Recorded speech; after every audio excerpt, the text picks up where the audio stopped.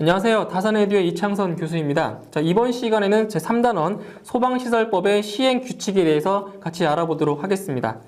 자, 이제 1번의 소방시설법 시행 규칙 제4조에 이제 보시면 건축 허가 등의 동의 요구에 대한 내용으로서 첫 번째, 건축 허가 등의 동의권자, 동의를 해줄 수 있는 사람이 누구냐면 소방본부장이나 소방서장이 동의를 해주는 겁니다. 건축 허가, 그러니까 건축을 이제 할 수 있는 허가를 내주는 거죠. 이때 어디를 이제 기억하시냐면은 건축 허가 동의 시의 첨부 서류. 자, 건축 허가를 동의를 요구했을 때 첨부해야 될 서류들이 있는데 그 내용을 다 암기를 해 두시면 좋겠지만, 자, 내용이 많기 때문에 몇 가지만 추려서 이게 설명을 좀 드리겠습니다. 자, 건축 허가 동의 시의 첨부 서류는 첫 번째로 건축 허가 신청서. 그 신청서는 당연히 들어가겠죠. 그래서 기본적으로 신청서와 건축 허가서 사본. 자, 이게 들어가야 되고, 그 다음에 건축 설계 도서에서 건축의 설계 도서에서 소방 시설의 층별 평면도 및 층별 개통도도 반드시 포함이 돼야 됩니다. 그 다음에 소방시설의 설치 계획표, 그리고 임시소방시설의 설치 계획표, 그다음 마지막으로 소방시설 설계업 등록증. 자, 이러한 것들을 첨부 서류로 제출을 해줘야 되는 거죠. 자, 그 다음에 그 5번째에 보시면 건축 허가 등의 동의 여부를 회신을 하는 건데, 이제 소방본부장이나 소방서장이 이제 동의를 요구한 사람한테 그걸 다시 보내주는 겁니다. 그 보내는 그 기간을 남기하셔야 되는데, 바로 건축 허가 등의 동의 여부 회신은 5일 이내에, 5일 이내에 답장을 보내줘야 됩니다. 자, 그런데 특수한 경우가 있죠. 특수한 경우에는 즉 30층 이상, 지하층을 포함한 30층 이상, 아니면 건축물의 높이가 120m 이상인 경우, 그리고 연면적이 20만 제곱미터 이상인 경우에는, 그러한 경우에는 10일 이내에 회신을 해줘도 되는 겁니다. 그러니까 기본적으로는 5일 이내지만 특수한 경우에는 10일 이내에 해줘도 된다는 얘기죠. 5일 이내 또는 10일 이내. 자, 그 다음 2번에 소방시설법 시행규칙 7조에 보시면 연소 우려가 있는 건축물의 구조. 자, 이 내용에서는 어떤 수치들만 좀 기억을 해두시면 돼요. 자, 연소 우려가 있는 건축물의 구조. 자, 보시면 여기에 하나의 건물이 이렇게 있어요. 하나의 건물이. 자, 여기까지 예를 들어서 이제 지하가 없다고 할게요. 자, 1층. 자, 여기가 2층. 그쪽에 3층. 자, 이렇게 쭉쭉 올라갔을 때 연소 우려가 있는 건축물을 설치할 때는 다른 건축물 있죠? 다른 건축물, 이웃하는 건축물과의 그 설치 거리가 정해져 있습니다. 바로 1층인 경우에는 이웃하는 건축물과 바로 6m 이상 떨어져야 돼요. 6m 이상. 1층은 6m 이상 떨어져야 되고, 2층 이상으로는 여기는 10m 이상 떨어뜨려서 건물을 지어야 된다는 얘기죠. 그러니까 연소 우려가 있는 건축물에 대해서만 이러한 규제가 있는 거예요. 1층은 6m 이상, 그리고 2층 이상은 10m 이상 떨어뜨려야 된다는 거. 이것만 기억을 좀 해두세요. 다음 3번에 소방시설법 시행규칙 14조 소방안전관리자의 선임 신고. 자, 여기에서는 소방안전관리자의 선임과 재선임의 그 기간만 좀 암기해 두시면 돼요. 그러니까 만약에 소방안전관리자를 선임을 하는 경우와 언제 소방관리자가 해임이 돼서 재선임한 경우에는 바로 30일 이내에 다시 선임을 해줘야 됩니다. 그 기간만 좀 암기해 두세요. 소방안전관리자의 선임 및 재선임은 언제 한다? 30일 이내에 해야 된다는 거. 이거 하나 기억해 두시면 돼요. 자, 그 다음에 6번을 보시면 소방시설법 시행규칙 15조에 특정 소방대상물의 소방훈련 및 교육. 자, 이것도 실시 횟수와 실시한 결과의 기록부 보관하는 연도만 좀 기억을 해주세요. 자, 소방훈련과 교육은 언제 실시하냐? 1년에 한 번 이상, 연 1회 이상 실시를 하고, 그 실시한 결과를 기록하는데 그 기록하는 보관이 언제냐? 바로 2년간 그 기록을 보관을 해주는 겁니다. 2년. 실시 횟수는 연 1회 이상, 그리고 기록부 보관은 2년 동안 한다라는 거. 이것만 기억을 좀 해주시고. 자, 다음 8번. 소방시설법 시행규칙 17조에 소방시설 등 자체 점검 기술 자격자의 범위. 자, 이건 뭐냐면 자체 점검을 할 수 있는 사람이 누구냐? 자체 점검을 할 수 있는 자격, 그 사람이 누구냐면 소방안전관리자로 선임된 바로 소방시설관리사와 소방기술사만이 할 수 있습니다. 소방시설관리사와 소방기술사라는 거 2명. 자, 다음 9번에 소방시설법 시행규칙 19조 점검 결과 보고서의 제출에 대한 내용으로, 자, 여기에서는 작동 기능 점검과 종합 정밀 점검이 있어요. 근데 작동 기능 점검 결과 보관은 몇 년 동안 하냐? 바로 2년 동안 기록을 보관해야 되는 거고, 그리고 작동 기능 점검과 종합 정밀 점검 실시 결과 보고서는 언제 제출할 수 있냐? 바로 30일 이내에 제출을 해야 됩니다. 30일 이내에. 그 제출해야 되는 사람이 바로 소방본부장이나 소방서장에게 30일 이내에 제출을 해주는 거죠. 자, 다음 10번에 소방시설법 시행규칙 25조. 자, 등록사항의 변경 신고에 대한 내용으로, 자, 여기에서는 이것만 기억 좀 해주세요. 기술 인력. 자, 선부하는 서류 중에서 기술 인력을 변경하는 경우에 제출하는 서류가 있어요. 3가지가 있는데, 첫 번째가 소방시설 관리업 등록 수첩, 두 번째가 변경된 기술 인력의 기술 자격증, 자격 수첩 같은 경우, 그 다음에 기술 인력 연명부, 요 3가지를 첨부해서 제출을 해야 됩니다. 언제? 기술 인력을 변경하는 경우에. 자, 다음 11번에 소방시설법 시행규칙 29조 31조에 대한 내용으로 소방안전관리자의 강습 교육에 대한 내용입니다.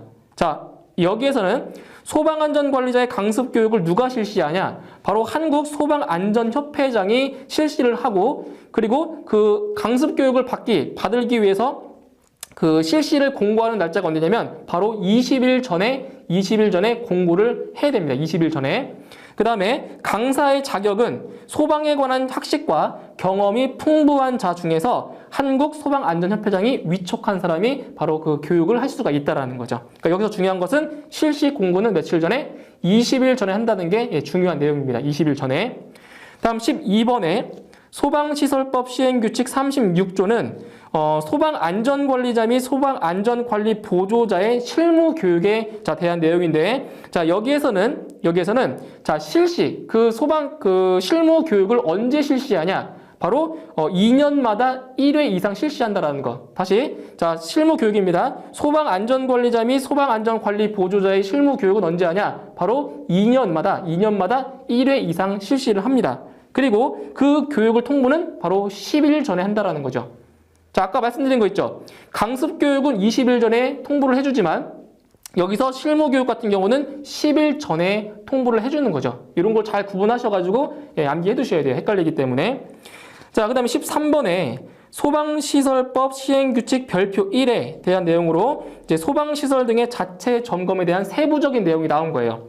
그래서 여기 자체 점검에는 작동 기능 점검과 종합 정밀 점검이 있는데, 먼저 이 작동 기능 점검에서는 이 정의를 좀 아셔야 돼요. 정의. 자, 어떤 게 작동 점검 시험이냐? 바로 소방시설 등을 인위적으로 조작해서 정상적으로 작동하는지를 점검하는 게 작동 기능 점검이에요. 그러니까 말 그대로 얘기해요. 소방시설을 인위적으로 조작해서 정상적으로 작동하는지 점검하는 것. 이게 바로 작동 기능 점검이라는 거죠. 이 용어를 좀 아셔야 돼요.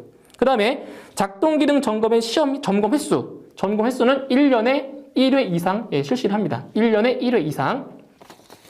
자, 그 다음에 종합정밀 점검도 이 용어의 정의를 반드시 숙지하셔야 되는데, 자, 종합정밀 점검이라는 거 무엇이냐면 이 종합정밀 점검 안에 작동 기능 점검도 포함이 되는 겁니다. 다시, 종합정밀 점검 안에 작동 기능 점검도 포함이 된다라는 거. 그리고 종합정밀 점검이라고 하는 것은 설비별 주요 구성 부품의 구조 기준이 화재 안전 기준에 적합한지의 여부를 점검하는 것이 종합정밀 점검이라는 겁니다. 이 용어의 뜻을 꼭 숙지를 해두세요.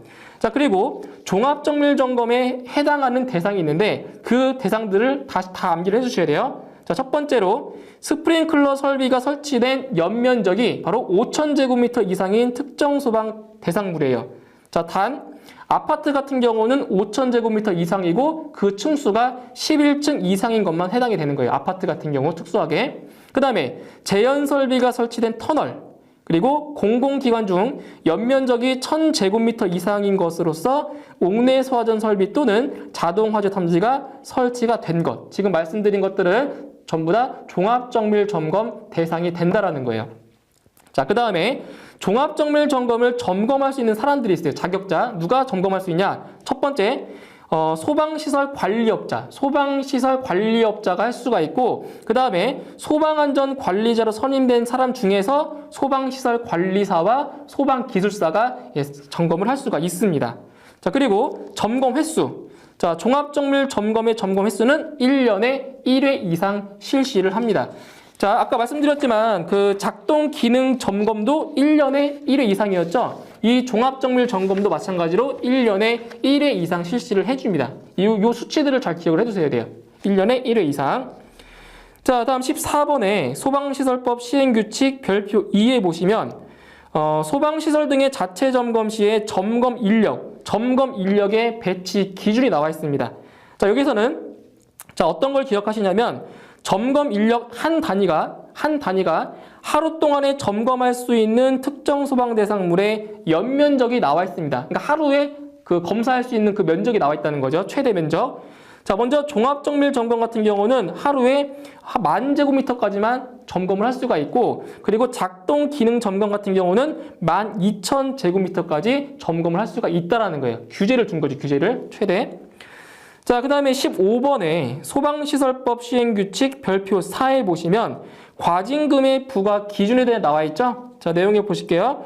과징금 산정 금액이 3천만 원을 초과하는 경우 3천만 원으로 한다. 자, 이게 무슨 말이냐면, 자, 과징금을 부과했는데 만약에 5천만 원이 나왔다. 5천만 원이 나와도 최대 3천만 원까지만 부과할 수가 있다라는 거예요. 그러니까 최대 얼마? 과징금에 부과할 금액은 최대 3천만 원이라는 거. 그거 넘을 수가 없어요. 더 이상.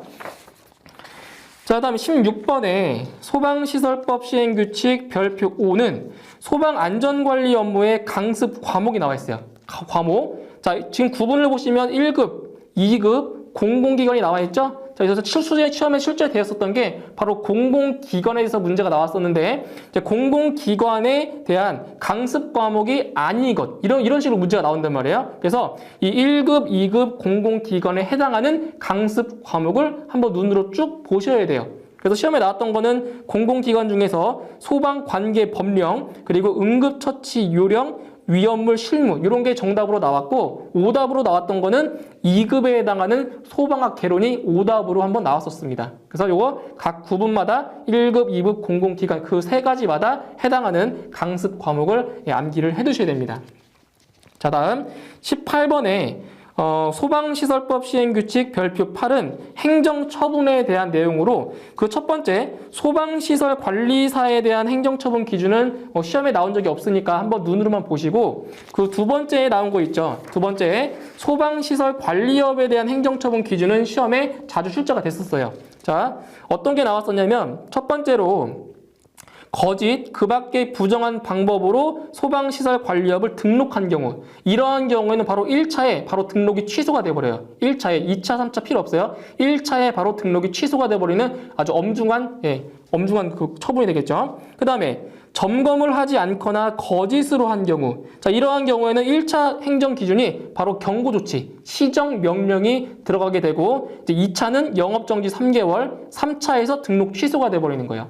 그 다음에 등록 기준에 미달하게 된 경우에는 똑같아요. 아까 말씀드린 그 점검을 하지 않는 경우랑 똑같이 1차에는 시정명령, 경고가 들어가고, 2차에는 영업정지 3개월, 그리고 3차에는 등록 취소가 들어가게 되죠. 그러니까 여기서는 1차 행정처분 기준이 시험에 잘 나오기 때문에 이 1차 행정처분 기준은 반드시 암기를 해 주시기 바랍니다. 1차. 자, 이제 내용은 여기까지 됐고요. 이제 출제 예상 문제 한번 보도록 하겠습니다. 자, 1번. 다음 중 연 1회 이상 소방시설 관리업자 또는 소방안전관리자로 선임된 소방시설 관리사, 소방기술사가 종합정밀 점검을 의무적으로 실시해야 하는 것은, 자, 종합정밀 점검의 대상을 지금 물어보는 거죠. 답은 3번에 물, 분무 등 소화설비가 설치된 연면적 5,000제곱미터 이상인 특정 소방 대상물이다. 답은 3번이 되겠네요. 다음 2번. 신축, 증축, 개축, 재축, 대수선 또는 용도 변경으로 해당 특정 소방 대상물의 소방안전 관리자를 신규로 선임하는 경우 해당 특정 소방 대상물의 관계인은 특정 소방 대상물의 완공일로부터 며칠 이내에 소방안전 관리자를 선임해야 하는가? 여기서 소방안전 관리자의 선임하는 기간은 바로 30일 이내에 해야 된다고 했죠? 답은 3번에 30일 이내가 됩니다. 다음 3번.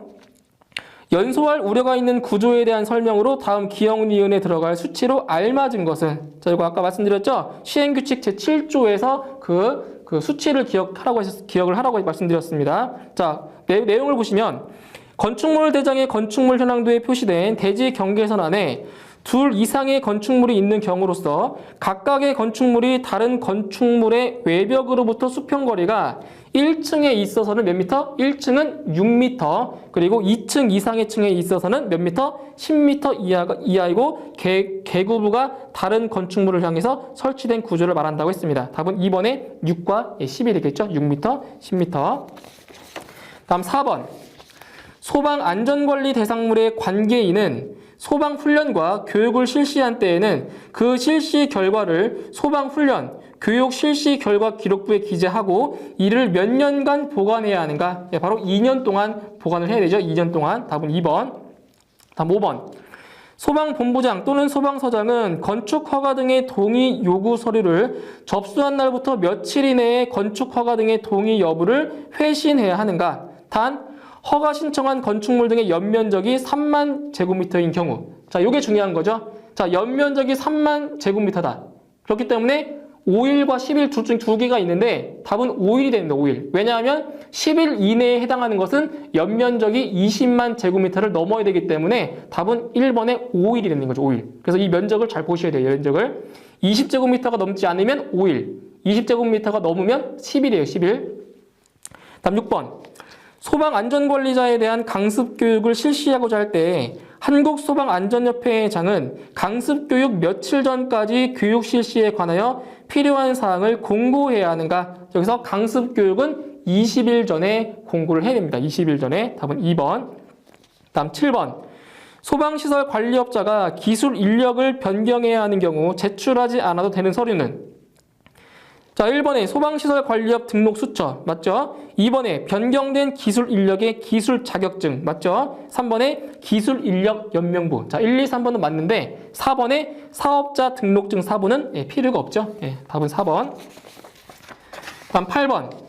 소방본부장 또는 소방서장은 연면적 2만 제곱미터인 건축물의 건축 허가 등의 동의 요구 서류를 접수한 날부터 며칠 이내에 건축 허가 등의 동의 여부를 회신해야 하는가? 아까 풀었던 분이랑 똑같죠, 그죠? 연면적이 2만 제곱미터, 즉 20만 제곱미터가 넘지 않았기 때문에 5일 이내에 제출을 하면 됩니다. 5일 이내에 회신을. 답은 2번. 다음 9번. 소방시설 등의 자체 점검 중 작동 기능 점검을 실시한 경우 점검 결과는 몇 년간 자체 보관해야 하는가? 바로 2년 동안 보관을 해야 되죠. 2년 동안. 다음 10번.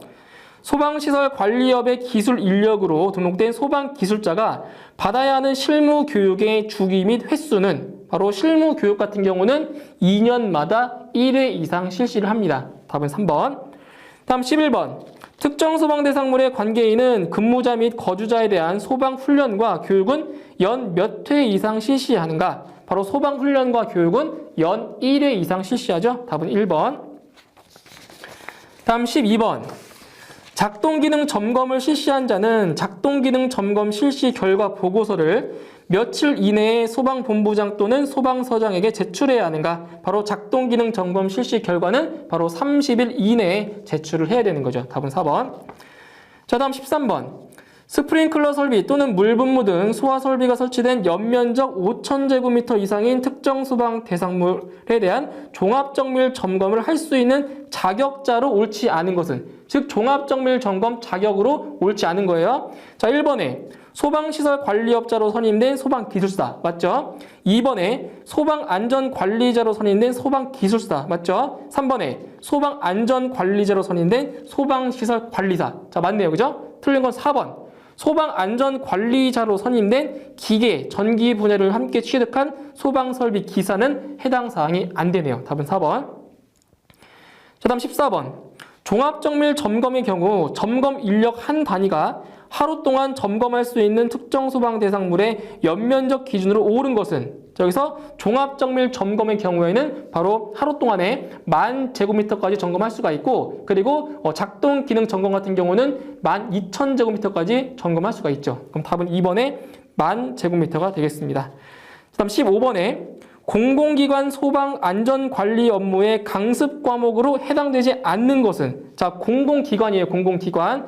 1번의 소방관계법령, 2번의 응급처치 요령, 3번의 위험물 실무는 해당이 되고 4번의 소방학 개론은 2급에 해당된다고 했죠? 그럼 답은 4번의 소방학 개론이 되겠습니다. 자, 마지막 16번 문제. 자, 소방시설업에 대한 행정처분 기준에서 1차 처분 사항으로 등록 취소에 해당하는 것은, 자, 1차에 바로 등록이 취소되는 경우예요. 답은 2번에 거짓, 그 밖에 부정한 방법으로 소방시설업을 등록한 때. 답은 2번이 되겠네요. 자, 이렇게 해서 이번 시간에도 문제까지 풀어봤습니다. 저는 다음 시간에 다시 뵙도록 하겠습니다. 수고하셨습니다.